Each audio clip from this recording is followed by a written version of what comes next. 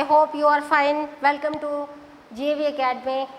As you know, your favorite channel, GAV Academy. I hope you are watching the videos, learning, grasping the things. Okay. Now, as keeping my words, I want to just share with a thing that is very important, that I have promised you to bring a new subject with a new topic. So today I am presenting a new topic and you have to guess. Any guesses? No. So it is related to the civics that we call political science. तो हमारा जो नया topic होगा that is related to the democracy, the government, the form of government, the democracy. तो democracy start करने से पहले मैं जानना चाहूँगी कि आप कितना जानते हैं डेमोक्रेसी के बारे में। तो आज का जो हमारा टॉपिक है that is related to the democracy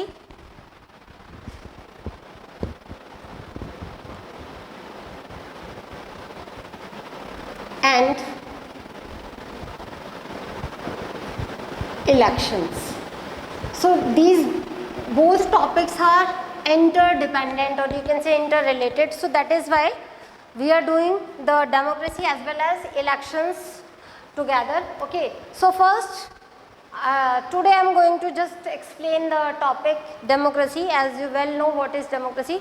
क्या होता है democracy? उससे पहले democracy को explain करने से पहले कुछ जनरल सी बातें जो आपको पता होनी चाहिए फॉर्म ऑफ गवर्नमेंट्स के बारे में, कि एक्चुअली में फॉर्म ऑफ गवर्नमेंट या डेमोक्रेसी वर्ड ये कहाँ से आया, क्यों ओरिजिनेट हुआ, ये जो चेंजेस होते हैं हर चीज़ के अंदर उसका मेन रीज़न क्या होता है। तो पहले अगर हम बात करें कि डेमोक्रेसी जो है एक टाइप ऑफ गवर्नमेंट है ना, तो उससे पहले और कितने टाइप ऑफ गवर्नमेंट के बारे में आप जानते हैं। तो अगर मैं बात करूँ सो टाइप ऑफ गवर्नमेंट,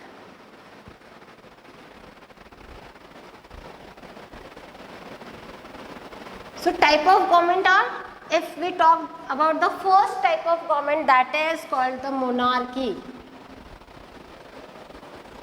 ठीक है, बहुत सारे बच्चे इसको प्रोनाउंस करते हैं मोनार्ची, नॉट मोनार्ची, CH का साउंड करेगा, मोनार्की। अब बताइए कि क्या होता है monarchy. So monarchy is a form of government.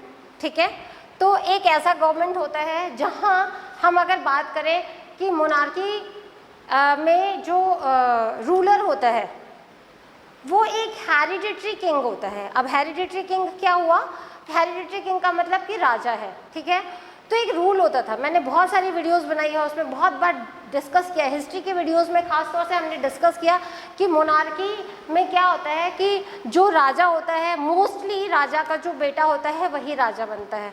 और ये एक पहले और नियम था कि राजा का जो सबसे बड़ा बेटा होता था वो राजा बनता था, फिर धीरे धीरे ट्रेंड बदला, राजा का जो भी बच्चा होगा वो राजा बन जाएगा। So this is known as the monarchy.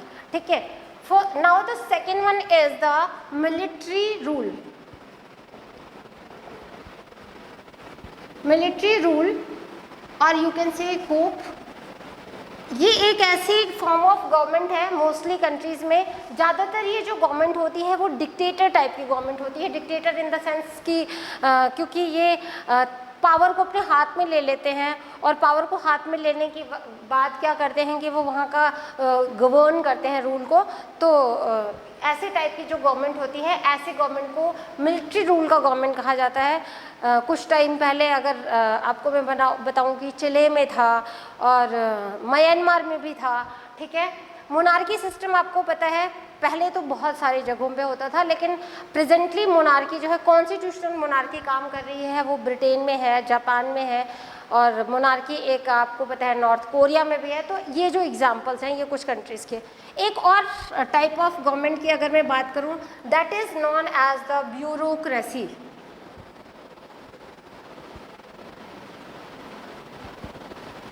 Bureaucracy एक ऐसा टाइप ऑफ गवर्नमेंट है। ठीक है, bureaucracy is a type of government, इसको हिंदी में हम नौकरशाही कहते हैं। तो कुछ देश ऐसे होते हैं जहाँ पे क्या होता है कि जो वहाँ के सिविल सर्वेंट्स होते हैं उनको देश चलाने की जिम्मेदारी दे दी जाती है, ठीक है। ज़्यादातर अब अगर हम देखें तो ऐसा जो है वो ज़्यादातर कम्युनिस्ट कंट्रीज़ में है, ज़्यादातर कम्युनिस्ट कंट्रीज़ में होता था, क्योंकि रूलर जो होता है वो ज़्यादातर वन पार्टी सिस्टम का होता है, एक ही रूलर होता है, तो ज़्यादातर वहाँ के जो सिविल सर्वेंट्स हैं, जिसे हम IAS ऑफिसर्स कहते हैं, इस टाइप के लोगों के हाथ में गवर्नमेंट होती है। ये जो गवर्नमेंट होते हैं they are highly educated government, they are highly qualified government, और वो अपने एजुकेशन के बेस पे आते हैं। तो ये जो है गवर्नमेंट ब्यूरोक्रेसी गवर्नमेंट कहलाती है, नौकरशाही, ठीक है। Now if we talk about the next type of government, तो उसको बोलते हैं एरिस्टोक्रेसी। सो एरिस्टोक्रेसी एक ऐसा टाइप का गवर्नमेंट होता है, अगर हम मैं आपको बताऊं कि aristocracy is a type of government जहां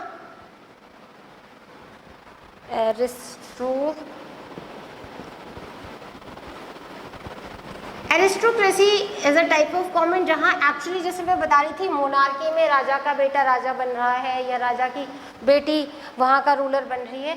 एरिस्टोक्रेसी में ऐसा कुछ नहीं होता है, पर ये कहीं ना कहीं रॉयल फैमिली से ही रिलेटेड होते हैं, ठीक है। जो रॉयल फैमिली से है, जैसे किसी का चाचा भतीजा या किसी का कोई और जो है सक्सेसर है, वो अगर वहाँ का रूलर बन गया तो ऐसे रूलर को एरिस्टोक्रेसी गवर्नमेंट कहते हैं, ठीक है। अब हम आते हैं सबसे लास्ट टाइप ऑफ जो फॉर्म ऑफ गवर्नमेंट है, that is the, you can say these are the forms of the government, ठीक है ना। तो फॉर्म्स ऑफ द गवर्नमेंट, जो last form of the government है, that is known as the democracy. तो last type of government that is called the democracy. और अब इसके बारे में हमें डिटेल में जानना है, तो मुझे लगता है कि इसके बारे में अब हम आगे पढ़ें, आगे हम डिटेल में करें तो आपको ज़्यादा मज़ा आएगा, क्योंकि ये इतना छोटा सा टॉपिक नहीं है कि आपको मैं 1 मिनट में समझा दूं। तो क्यों ना हम डेमोक्रेसी के बारे में डिटेल में करें।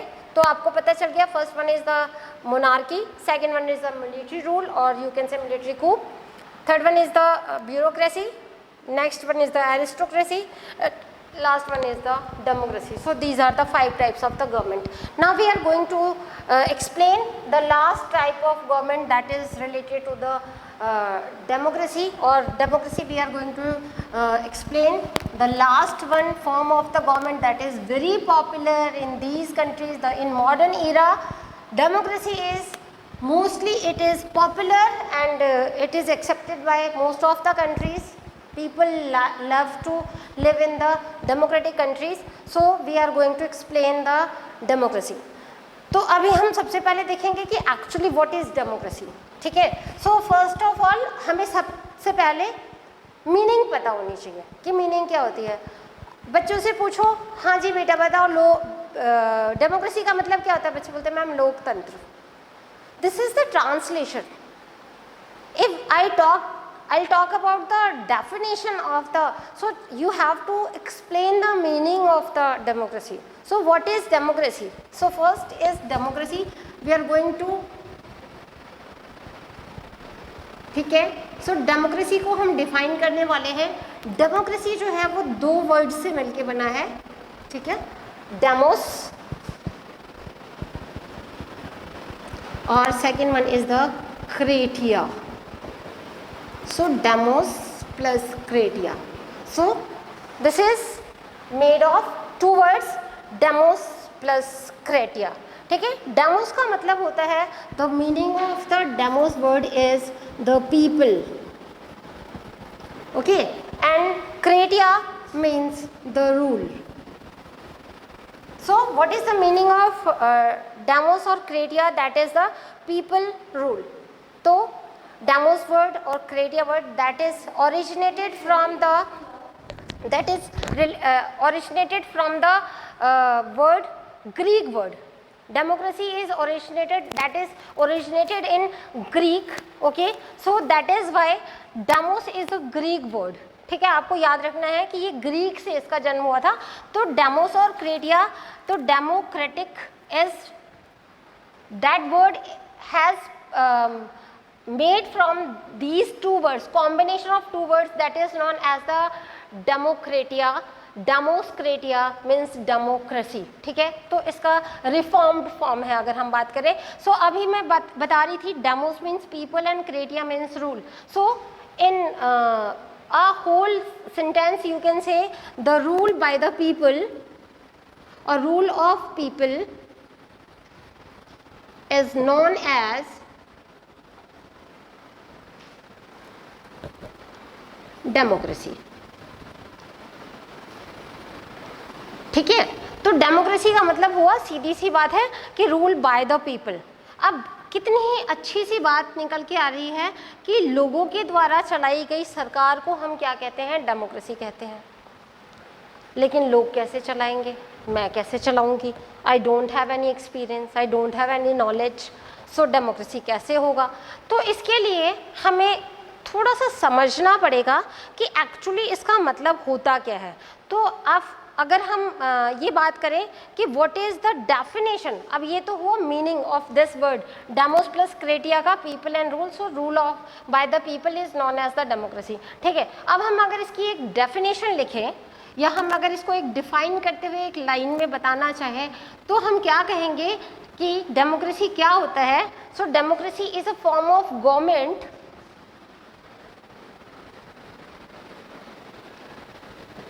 is a form of government. ठीक है, बहुत बच्चे क्या करते हैं GOVT लिख के डॉट लगा देते हैं, ये ठीक बात नहीं होती है। अगर आप एक्सप्लेन कर रहे हैं तो आप इसको एब्रिविएशन नहीं लिखनी है इसके। ठीक है, so government in which the rulers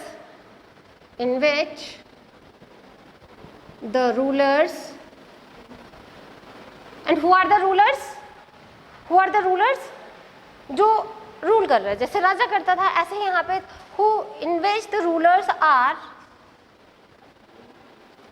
elected by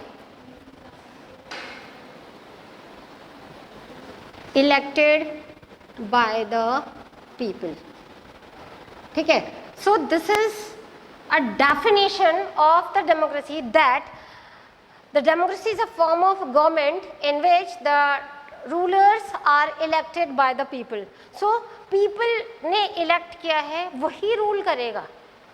अब इलेक्ट वर्ड आ गया, हमने क्या देखा, अभी तक तो हम देख रहे थे एक फॉर्म ऑफ गवर्नमेंट है जो रूल होता है लोगों के द्वारा। एक और नया वर्ड देखने को मिल रहा है, दैट इज इलेक्टेड। ये इलेक्टेड वर्ड क्या है, ये इलेक्शन क्या है, व्हाट इज इलेक्टेड वर्ड। सो अभी हम इसको भी डिफाइन करेंगे। तो उससे पहले मुझे सबको पता होगा अब्राहम लिंकन के बारे में। He was a very famous personality of USA, और आपको पता है कि उन्होंने एक कोटेशन दी थी, एक स्टेटमेंट दी थी अगर हम कहें तो बहुत सारे लोगों से पूछो कि डेमोक्रेसी का क्या मतलब होता है, व्हाट इज़ डेमोक्रेसी, तो लोग कहते हैं the form of government for the people, of the people and by the people is known as the democracy. ये एक कोट है, एक कोटेशन है जो अब्राहम लिंकन ने दिया। इसको इतना फेमस इसलिए मान लिया गया क्योंकि ये जो है एक अपने आप में ये एक कंप्लीट स्टेटमेंट माना जाता है, बट डिफाइन करने के लिए ये सफिशिएंट नहीं है। ठीक है ना, डिफाइन नहीं कर सकते हम इससे, हाँ एग्जाम्पल जरूर दे सकते हैं। तो अगर हम अब्राहम लिंकन की इस कोटेशन को लिखें, अब्राहम लिंकन क्या कहते हैं। Abraham Lincoln said the democracy is a rule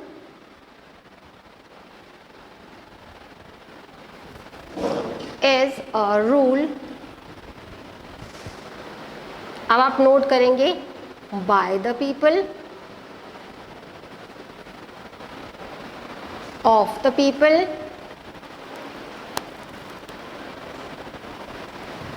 and for the people.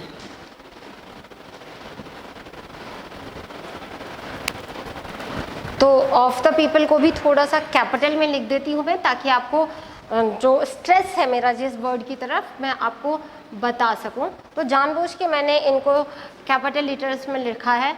So Abraham Lincoln ने क्या कहा कि डेमोक्रेसी एक ऐसा फॉर्म ऑफ गवर्नमेंट है, एक ऐसा रूल ऑफ गवर्नमेंट है जहां बाय द पीपल, कौन रूल करते हैं, लोग रूल करते हैं।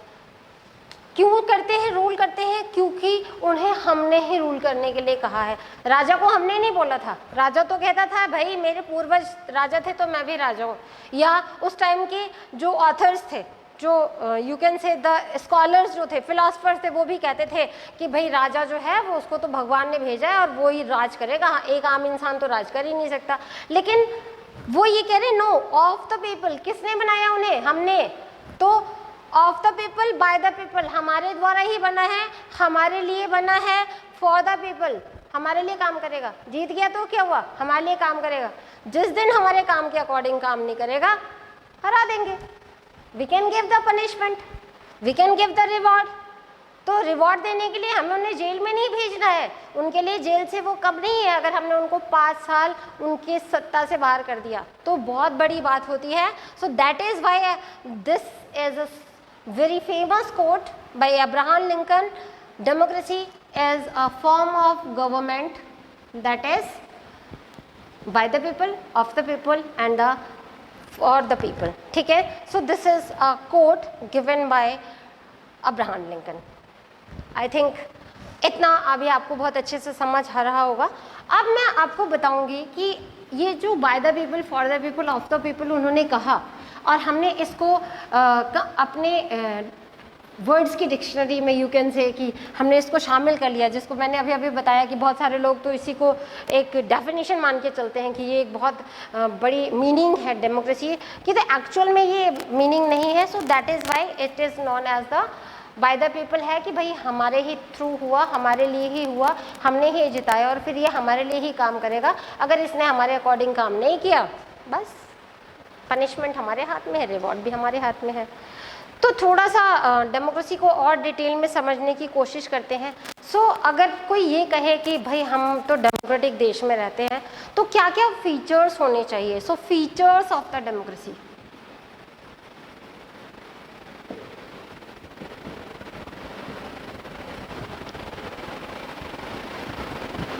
फीचर को और क्या कहा जाता है? कैरेक्टरिस्टिक भी कहा जाता है। तो ध्यान रखेंगे, कभी कभार क्वेश्चन जो है वो कैरेक्टरिस्टिक के नाम से आ जाते हैं, बच्चे कंफ्यूज हो जाते हैं। तो फीचर्स और कैरेक्टरिस्टिक्स मीन्स क्या क्या खूबियाँ हैं, क्या क्या विशेषताएं हैं हमारे डेमोक्रेसी की। तो उसमें हम सबसे पहला जो विशेषता की बात करते हैं, that is very important in every democratic country, that is 1 person 1 vote 1 value। 1 person 1 vote and 1 value। Very important समझा जाए, वेरी शॉर्ट समझा जाए और बहुत ही अच्छी सी ये एक लाइन है। एक लाइन में मेरे ख्याल से उसने आधी डेमोक्रेसी को डिफाइन कर दिया है। हर इंसान के पास हर इंसान जो सिंगल पर्सन है, if I am casting a vote, my vote is counted only 1 because I am single ना, मैं अकेले हूँ, मैंने अगर वोट डाला है तो मेरा वोट अकेले काउंट होगा। तो because I am single, I am a single person, so that is why my person means 1 person, 1 individual person's vote is counted as 1, not 2। ये नहीं कि मैं बहुत रिच हूँ, मैं तो देश की प्रधानमंत्री हूँ और मैंने वोट डाल दिया तो मेरे वोट को 4 काउंट होगा। नो, मैं अकेली हूँ, मैंने अकेले वोट डाला है तो मेरे वोट को 1 ही काउंट किया जाएगा। अगर मेरी पूरी फैमिली ने वोट डाला है, अगर मेरी फैमिली में 10 लोग हैं तो मेरे वोट को 10 काउंट किया जाएगा। अगर मेरी फैमिली में 4 लोग हैं तो 4 वोट काउंट किया जाएगा। अगर मेरी फैमिली में 50 लोग हैं तो 50 वोट। ये नहीं कह रहे तुम्हारे परिवार में तो 50 लोग हैं, ऐसे कैसे तुम्हारे वोट को 50 काउंट कर ले। No, if they are eligible for casting the vote, they can vote and their value is the same. ठीक है, तो ये होती है। लेकिन अब आप देखिए, बहुत सारे कंट्रीज़ हैं जहां आज भी लोग इस बात से बहुत सफ़र करते हैं। कुवैत का नाम आपने सुना होगा। कुवैत को 2015 में वहां की औरतों को राइट टू वोट मिला, यानी कि 2015 तक भी हम ये कह सकते हैं कि एक ऐसा देश भी था जहां राइट टू वोट नहीं था लोगों के पास, 1 पर्सन के पास। वहाँ मतलब females are not counted as a member. उसके बाद आपको फ्रेंच वगैरह तो याद ही होगा, जहाँ पे 1948 में औरतों को राइट टू वोट मिला। लेकिन सॉरी, आपको बहुत हैरानी होगी ये सुन के, आज भी ऐसी कंट्रीज़ हैं जहां औरतों को राइट टू वोट नहीं मिला है। उनमें से एक की मैं बात करूंगी, द सऊदी अरेबिया।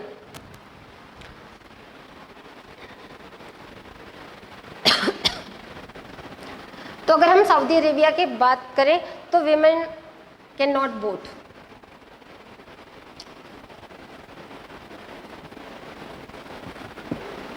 तो ये तो बहुत ही गलत बात है भाई। इसका मतलब हम उस देश को क्या नहीं कह सकते, डेमोक्रेटिक तो नहीं कह सकते। वैसे भी वहाँ पे सुल्तान है, तो फिर भी मैं एक बात कह रही हूँ, तो वहाँ की वेमेन को राइट टू वोट नहीं मिला हुआ है, ठीक है। उसके बाद अगर मैं बात करूँ एस्टोनिया की,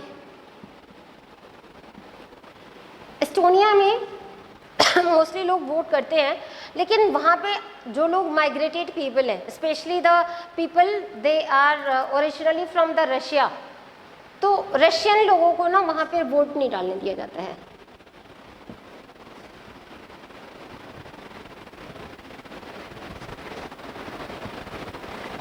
अब रशियन का मतलब ये है कि ऑफ कोर्स आप कहोगे एस्टोनिया में रशिया के लोग क्यों वोट डालेंगे, लेकिन रशिया का मतलब ये है कि दे आर सम टाइम, बहुत पहले कभी ऐसा हुआ होगा कि सेकेंड वर्ल्ड वॉर के टाइम या फर्स्ट वर्ल्ड वॉर के टाइम या किसी वजह से उन्होंने वहाँ पे आगे होंगे, तो उनका कल्चर जो उनकी लैंग्वेज है उसकी वजह से शायद उनको आज भी वहाँ पे वो उनको वहाँ की सिटीजनशिप भी मिल गई है शायद, लेकिन फिर भी उन्हें राइट टू वोट नहीं मिला है।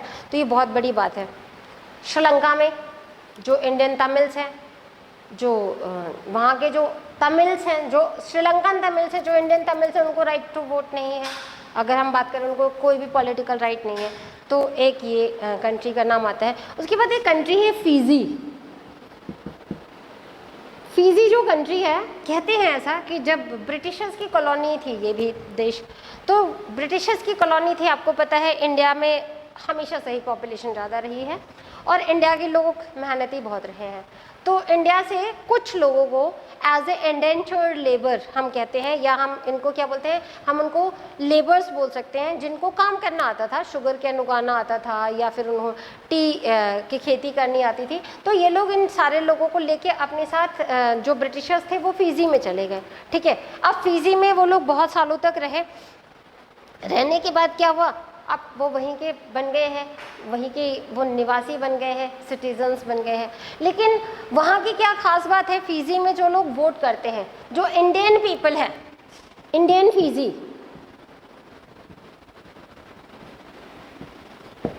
सो इंडियन फिजी उनका जो होता है, उनके जो वोट होते हैं, इंडियन फिजी के जो वोट होते हैं, the whole families vote is, whole family vote is counted as one vote। मतलब अगर उनकी फैमिली में 10 लोग हैं, 10 लोग वोट कर रहे हैं, 5 लोग हैं, 5 लोग वोट कर रहे हैं, क्योंकि वो इंडियन फिजी हैं, क्योंकि वो कभी ना कभी इंडिया के निवासी थे, इसलिए उनके वोट को एक ही काउंट होगा, चाहे उनके घर में 10 लोग वोट कर रहे हो, चाहे उनके घर में 5 लोग वोट कर रहे हो, या कोई एक वोट करे, पूरी फैमिली का एक वोट काउंट होता है। तो मुझे लगता है कि वहाँ के लोग जाते ही एक ही वोट करने होंगे, कि क्यों जाना है सबको जब हमारे वोट काउंट ही नहीं होंगे। लेकिन ये कहाँ की डेमोक्रेसी है, क्यों इलेक्शन कराना है जब पूरी फैमिली का एक ही वोट काउंट करना है, सीधे सीधे आप बाहर रखना चाहते हो। तो ये क्या होगा, मे बी रेसिस्टेंस कर रखी होगी कि शायद इंडियन फिजी कोई लीडर ना बन जाए, वहाँ का कोई बहुत बड़ा पॉलिटिकल ऑफिसर ना बन जाए, वो कोई पोस्ट ना ले सके, शायद इसको रेसिस्ट करने के लिए ऐसा किया गया होगा। तो ये बहुत ही गलत बात है। क्रिटिसाइज़ करती हूँ मैं अगर डेमोक्रेसी की बात करते हुए कि हम डेमोक्रेसी का नाम भी लेते हैं, और अगर हम किसी देश के साथ, किसी सिटीज़न के साथ, सिटीज़न ऑफ द कंट्री के साथ अगर हम ऐसा कुछ कर रहे हैं, women are the citizen of the Saudi Arabia, if the Russian people they are living from many years in Estonia, so they can vote, they have right to vote, होना ही चाहिए, they should, but नहीं मिल रहा है उनको। और Indian Fiji का कि पूरी फैमिली का एक वोट काउंट होता है, बेटर होना चाहिए कि पूरी फैमिली का अलग अलग वोट काउंट हो, क्योंकि हमारा रूल ही है 1 पर्सन 1 वोट 1 वैल्यू, ठीक है। So this is the first feature of the vote, 1 person 1 vote और 1 वैल्यू का। अब हम करते हैं नेक्स्ट के बारे में बात, second feature of the democracy, that is the rule of law.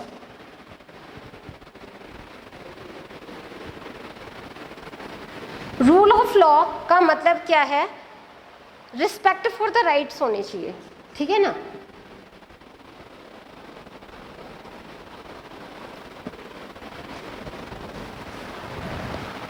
Respects for the right, respects for the rights. अब देखिए रूल ऑफ लॉ क्या होता है। सबसे पहले तो हमें ये समझना है कि रूल ऑफ लॉ क्या होता है। एक होता है लॉ ऑफ रूल और दूसरा होता है रूल ऑफ लॉ। तो रूल ऑफ लॉ का मतलब है, rule means here we are talking about the ruler and how the ruler will work. he or she will work according to the law of the land।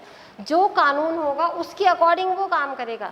ये नहीं कि law ruler के according काम करेगा। जब लॉ रूलर के according काम करेगा इसका मतलब क्या हुआ कि रूलर आया, उसे लगा ये वाला रूल तो मेरे अगेंस्ट जा रहा है, एक काम करता हूँ इस लॉ को चेंज कर देता हूँ, दूसरा लॉ बना देता हूँ। तो ये जो होता है ये होता है लॉ ऑफ रूल। पर डेमोक्रेसी ऐसा नहीं कहती है। डेमोक्रेसी कहती है रूल ऑफ लॉ होना चाहिए, जहाँ रूलर जो है वो लॉ के अकॉर्डिंग काम करेगा, ठीक है। और जब वो रूलर लॉ के अकॉर्डिंग काम करेगा तो वो सबकी रिस्पेक्ट करेगा, वो कॉन्स्टिट्यूशन की रिस्पेक्ट करेगा, सबकी राइट्स की रिस्पेक्ट करेगा, सबकी ड्यूटीज़ की रिस्पेक्ट करेगा, सबकी फ्रीडम की रिस्पेक्ट करेगा। So that is why this is the second principle, you can say that is the second feature of the democracy, that rule of law is very important in a democracy. Okay, now if we talk about the next feature of the democracy, and this is the rulers are elected by the people. Rulers are elected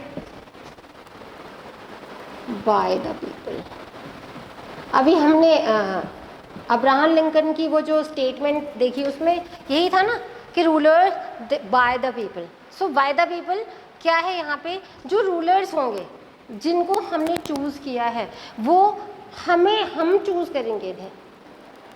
इनको किसने choose नहीं किया कि भाई राजा का बेटा है तो राजा बन जाएगा, चाहे उसके अंदर कैपेबिलिटी हो या ना हो, चाहे वो इसके लिए कैपेबल हो या ना हो, या फिर लोग उसे पसंद करते हो या ना करते हो, क्योंकि वो राजा का बेटा है, उसके अंदर एबिलिटीज़ नहीं है, तब भी हमने उसको राजा बना दिया। So that is very bad, ठीक है। So in democracy this is not allowed. Only those who are elected by the people of that particular country, the citizen of that country, they can rule over that country. So this is not known as the rulers are elected by the people, means वही लोग rule करेंगे democratic country में जिनको elect किया जाएगा, ठीक है। अब इलेक्ट वर्ड को मैं अच्छे से समझाऊंगी पूरी डिटेल में, क्योंकि हमारा topic he democracy and election है, तो इसलिए मैं चाहती हूँ कि अब मैं आपको उसको और अच्छे से डिटेल में समझाऊंगी, ठीक है। The next is what that the next if I talk about the feature of the democracy is what that the election should be based on the free and fair, ठीक है। So based on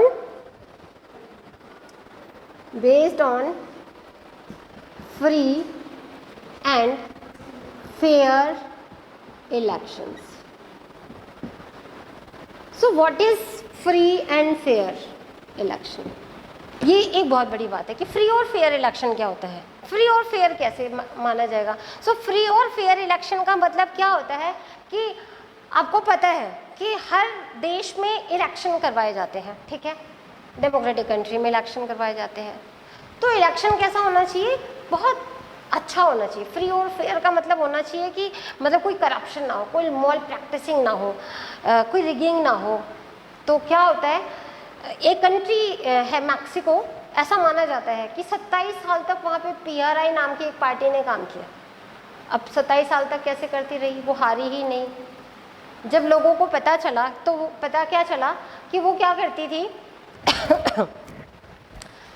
इलेक्शन से पहले वो जितने भी government employees होते थे उनकी मीटिंग रखी जाती थी और उनको रिस्ट्रिक्ट कर दिया जाता था, इंस्ट्रक्शन नहीं दी जाती थी बल्कि रिस्ट्रिक्ट कर दिया जाता था कि आप लोगों को वोट किसको देना है, PRI को देना है। तो गवर्नमेंट एम्प्लॉयज़ तो देंगे ही। जो बच्चे गवर्नमेंट हॉस्पिटल्स में जाते थे या फैमिलीज जो गवर्नमेंट हॉस्पिटल में जाती थी, जो लोग गवर्नमेंट स्कूल्स में अपने बच्चों को पढ़ाते, means those who are using the government resources, they are restricted कि you have to cast your vote in favour of the PRI, ठीक है।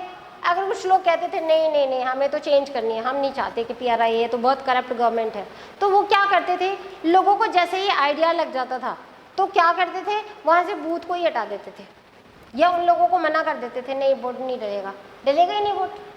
ठीक है, बूथ ही वहाँ से हटा रहे हैं। सो दैट इज़ वाई फ्री और फेयर इलेक्शंस जो है वो नहीं हुआ ना फिर। तो नेचुरल सी बात है, जब एक ही पार्टी के फेवर में आप वोट डलवाओगे तो दूसरी पार्टी तो हारेगी। तो ये एक बहुत बड़ा फीचर है, फ्री और फेयर इलेक्शंस होने चाहिए, ठीक है।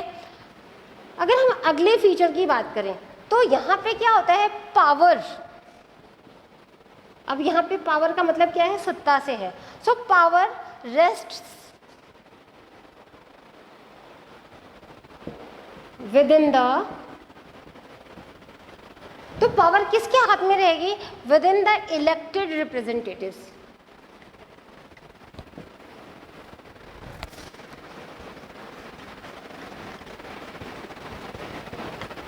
इलेक्टेड रिप्रेजेंटेटिव्स के हाथ में रहती है, ठीक है। And they take the and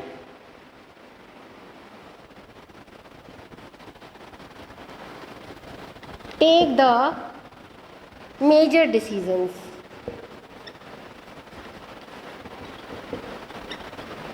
so they take the major decisions का मतलब क्या है यहाँ पे कि जो पर्सन है जिसका हमने इलेक्ट किया था, जिस पर्सन को, वो उसी के हाथ में सारी पावर रहेगी। वो इलेक्टेड रिप्रेजेंटेटिव है, जिसको हमने चुना था, ये वही है, ठीक है। और वो सारे मेजर डिसीजंस लेगा।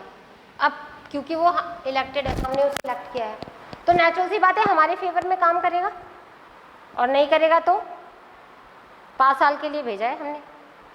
We are giving the chance, now we have the time कि इसको रिवॉर्ड दें या पनिशमेंट दें। हमारे लिए काम करेगा तो रिवॉर्ड मिलेगा, और नेक्स्ट इलेक्शन में फिर हम जिता देंगे।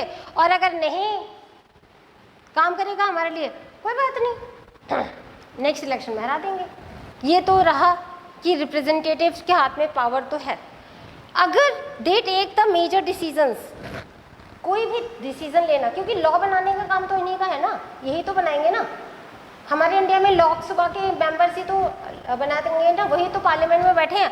अगर वो हमारे अगेंस्ट कोई लॉ बनाएंगे तो क्या होगा, क्या हो जाएगा? दैट इज़ वेरी सिंपल कि हम उनको बॉयकॉट कर देंगे, हम नेक्स्ट टाइम से उनको इलेक्शंस में वोट नहीं डालेंगे, और इस तरीके से वो इलेक्शन हार जाएगा। तो दिस इज़ द पनिशमेंट। अगर वो हमारे लिए काम करेगा, अगर अपनी पावर का सही इस्तेमाल करेगा, कोई गलत हमारे लिए लॉज नहीं बनाएगा, तो हम उसको रिवॉर्ड देंगे और वो फिर से इलेक्शन में जीत जाएगा। तो ये जो होता है, ये बहुत ही सिंपल सा तरीका होता है, that is called the feature of the democracy. तो मेरे ख्याल से आज आपको डेमोक्रेसी की डेफिनेशन, डेमोक्रेसी के फीचर्स के बारे में, अब्राहम लिंकन के कोड के बारे में, और टाइप ऑफ जो हमने गवर्नमेंट की आपको अच्छा लगा होगा, आपने सीखा होगा। बहुत कुछ सीखना ज़रूरी है, because learning is never ending process. So you need to learn the things, keep learning, keep watching the videos, GV Academy's videos. You are getting daily very interesting and informative videos. So like the videos, share, comment, and all the things which you want to suggest us. So thank you, have a nice day, we will meet soon.